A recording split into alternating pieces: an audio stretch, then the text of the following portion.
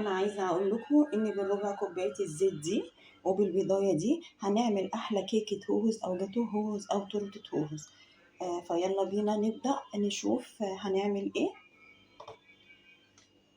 حبايب قلبي، ودي كانت نتيجة البيضة وربع كوباية الزيت التموين، اللي هو مش مؤيدة بيه ان انت تعملي الكيك. طبعا عندك زيت تموين اعملي بيه، عندك زيت ليه ريحة او طعم اعملي بيه عادي، لان طبعا المكونات في مكونات احنا حاطينها بتظهرش خالص الطعم ولا الريحة بتاعة الزيت.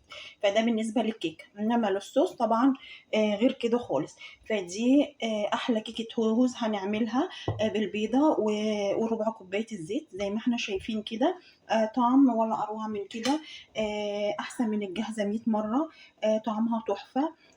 خليكم متابعين وشايفين الفيديو للاخر عشان توصلوا للنتيجه دي، وان شاء الله توصلوا لنتيجه احسن من دي كمان. الصوص بتاعها بصوا كانك انت عاملاه بشوكولاته كده يعني، من غير اي اضافات، مع انه مش محطوط فيه شوكولاته خالص، بس الطعم ولا اروع من كده. هتعجبكم، فاتبعوا معايا الفيديو وشوفوه خطوه بخطوه، واتبعوا الطريقه والخطوات والمقادير، وهتطلع معاكم اكتر احسن من كده بكتير. فيلا بينا على الفيديو نشوف عملنا ازاي. ونسمي الله ونصلي على الرسول عليه افضل الصلاه والسلام، ونبدا بقى خطوات الكيك الهوز بتاعتنا الجميله.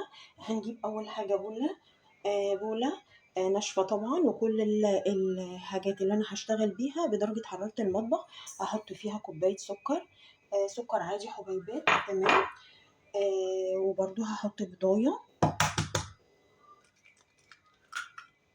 زي ما اتفقنا كله بدرجة حرارة المطبخ، وهنحط عليهم معلقة خل كبيرة،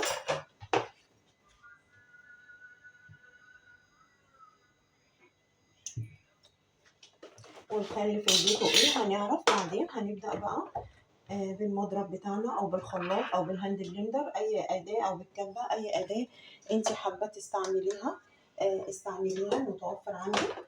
تمام، انا هضرب بالمضرب. انا ضربتهم كويس زي ما احنا شايفين كده اهو الخليط قدامنا، تمام. بعد كده هبدأ اضيف ربع كوباية زيت. يبقى احنا ضفنا الاول كوباية سكر وبضاية ومعلقة خل كبيرة وضربناهم كويس. بعد كده فصلنا الضرب، وبعد كده حطينا ربع كوباية زيت. بعد كده هنبدأ في الضرب تاني كده. برضو انا خلاص مزجت الزيت مع البيض والسكر والخل. وهنجيب بعد كده كوباية الا ربع من الحليب او اللبن، وبرضو نمزجهم معاهم نضربهم معاهم. عايزه اقول معلقه الخل اللي حطيناها دي اللي بتشغل البيكنج سودا وبتشغل البيكنج باودر، وبتخليهم يرفعوا وبتضيع زفاره اي بيض. انا كده يعتبر مزجت خلاص اللبن مع بقيه المكونات.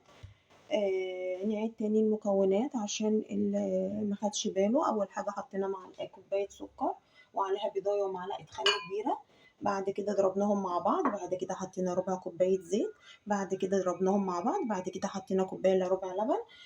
مجهزين عندنا كوبايه ونص دقيق، اي نوع انت بتحبيه بتفضليه. وهندخلهم على الخليط. هندخل بقى نركن دلوقتي المضرب على جنب. هنبدأ ندخل الدقيق، كوباية، عندنا كوباية ونص دقيق. هنبدأ ندخل كده، ونبدأ نجيب نص كوباية الكاكاو زي ما احنا شايفين وندخلها. لازم ندخل المكونات الجافة كلها كده، تمام. وعندنا كمان معلقة صغيرة بيكنج باودر ونص معلقة صغيرة بيكنج صودا أو اللي هي صودا الخبز اهي، برضه هنجيبها وندخلها. دي نص معلقة البيكنج صودا اهي، هنحطها برضو في المنخل. كمان معلقة صغيرة بيكنج باودر اهي هنحطها في المنخل بتاعنا. وهننخل كل المكونات الجافة مع بعض. ما ننساش كمان ذرة الملح اي حاجة. نبدأ بعد كده بقى نلم المكونات بتاعتنا بالمضرب العادي زي ما احنا شايفين كده. الخليط بتاعنا سميك ازاي، فاحنا دلوقتي هنخففه. هنعمل حاجة. انا حطيت هنا في الكنكة دي نص كوباية مية، وهضيف عليها معلقة كبيرة من النسكافيه او بديل النسكافيه، معلقة كبيرة مليانة من بديل النسكافيه، وهحطها على النار او في الميكرويف، اوصلها لدرجة الغليان وبعدين احطها على الخليط. انا وصلت المية والنسكافيه لدرجة الغليان، فما تخافوش من الخطوة دي خالص، عادي. والخطوة دي بتتعمل في معظم الكيكات وبالذات الشوكولاتة والفادج كيك طبعا. فهحطهم كده بالراحة خالص واقلب لغاية ما اوصل طبعا للقوام بتاع الكيك اللي انا عاوزاه. هو النسكافيه لما بيتحط كده مع الكيك الشوكولاتة بيعزز طعم الشوكولاتة، مع ان احنا ما بنبقاش حاطين شوكولاتة، فبيعزز جامد قوي طعم الكاكاو، وكأنك بتبقي حاطة عليه شوكولاتة. فدي خطوة تعتبر يعني بتنقل كيكة الشوكولاتة في حتة تانية خالص يعني. بس هي لو مش متوفر النسكافيه يعني تستكفي بالمية المغلية وخلاص. زي ما احنا شايفين كده القوام بتاعنا اللي احنا عايزين نوصل له بالمقادير اللي احنا حطيناها. انا صبيت الخليط بتاعتي، صبيت الخليط بتاعي في قالب بايركس.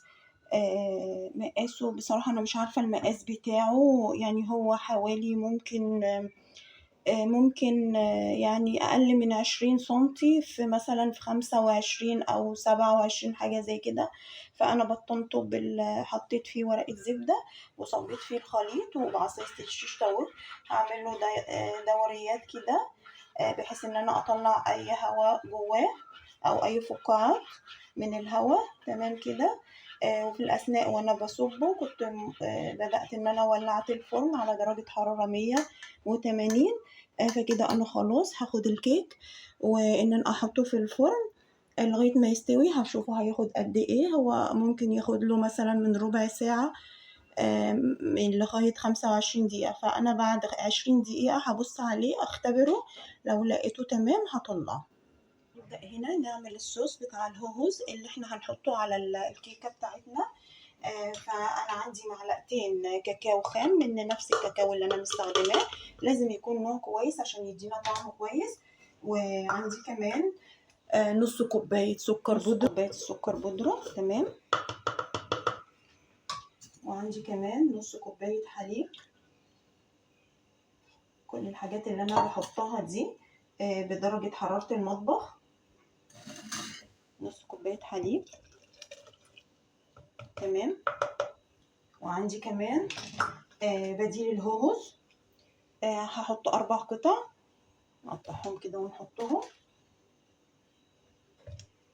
هحط معلقة كبيرة نسكافيه، عشان النسكافيه بيعزز طعم الكاكاو وبيخليه كأن احنا حاطين شوكولاتة بالظبط، بيدي نكهة حلوة وتستحق.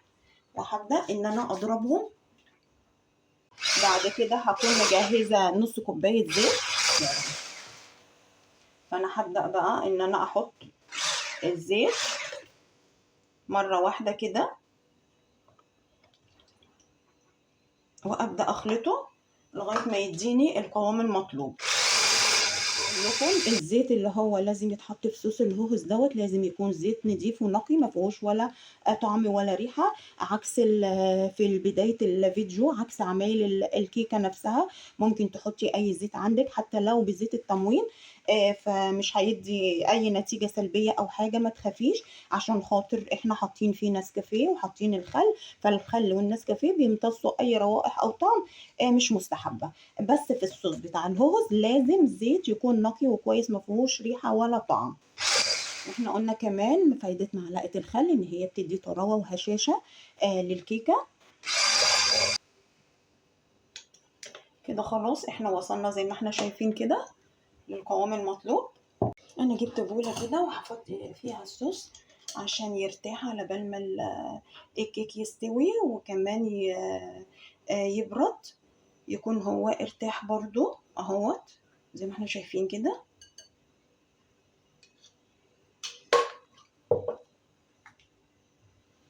زي ما احنا شايفين كده قدامنا قوام الكيك، قصدي قوام الصوص، جميل وناعم ازاي.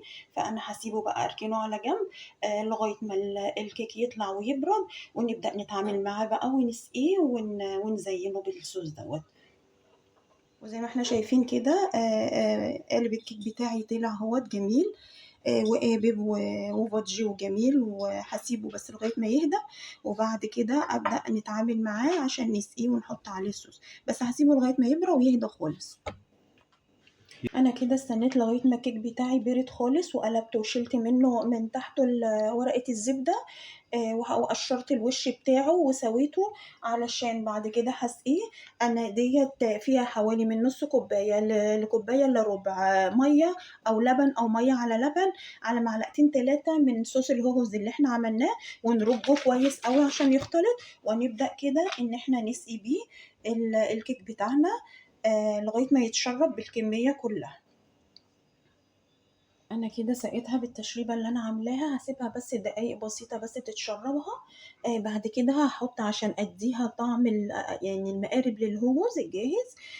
هديها طبقه كريمه خفيفه كده، بعد كده احط عليها الصوص بعد ما الكريمه تمسك نفسها. انا اديتها كده طبقه كريمه بس رفيعه خالص، مش تقيله ولا حاجه، بس تدي بس طعم الهوز الجاهز، لان بيبقى من جوه طبعا في طبقه كريمه رفيعه والكيك، وبعدين الغلاف الخارجي بتاع الصوص اللي احنا عاملينه. فانا هحطها في التلاجة بس الكريمة بس تتماسك شوية كده، حوالي 10 دقايق ربع ساعة، بعد كده هنبدأ نحط عليها الصوص الهوز بتاعها.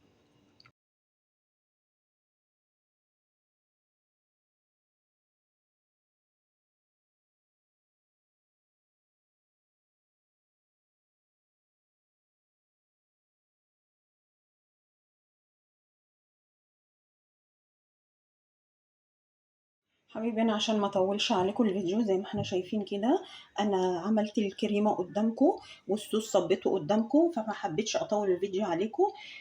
فحطيت قطعت قطع من اللي هي بديل الهوهوز زي ما احنا شايفين كده، وحطيتها داير ما يدور على البايركس بتاعي، وحطيت زي دروبس كده نقط كريمه، وصلتها ببعض كده بعصايه الشيش طاووق. وعشان افتح الدنيا شويه، رشيت حبه سبرينكلز ملونين، ولو عندك كريز ممكن تحطي انصاف كريز برضو هتفتح معاكي، للاسف انا ما عنديش. وزي ما احنا شايفين دي كانت نتيجتها، فهنقطعها وندوقها مع بعض حبايبي. وديت كانت نتيجة طبعا ايه كيكة الهوز بتاعتنا او جاتوه الهوز. طعم وشكل وريحة ولا اروع من كده، جميلة جدا جدا. وطبقة الكريمة برضو اللي انا حطيتها الزيادة دي ممكن اختياري، بس بتديها يعني طعم جميل ونكهة كده جميلة وتست جميل. فزي ما احنا شايفين كده الطعم ولا اروع من كده، الريحة يعني بجد جميلة تحفة. تسميها بقى كيكات هوهوز، تورتة هوهوز، جاتو هوهوز، جميلة جدا جدا جدا، طعم ولا أروع من كده. تحفة. شايفين الطبقات بتاعتها، شايفين الصوص نازل عليها ازاي، طعمها جميل. والنسكافيه اللي احنا حاطينه طبعا مودية في حتة تانية خالص، كأنها طبعا معمولة كلها بالشوكولاتة، وهي ما فيهاش شوكولاتة خالص. فاتبعوا الفيديو للآخر وشوفوه للآخر، واتبعوا الخطوات والمقادير صح، هتطلع لكم أحسن من بتاعتي كمان. ولو عملتوها عجبتكم ما تنسونيش في اللايك والشير والسبسكرايب، ودعوة حلوة من قلوبكم الجميلة، وأشوفكم على خير في فيديو جديد مع مسكم عنبر. مع السلامة.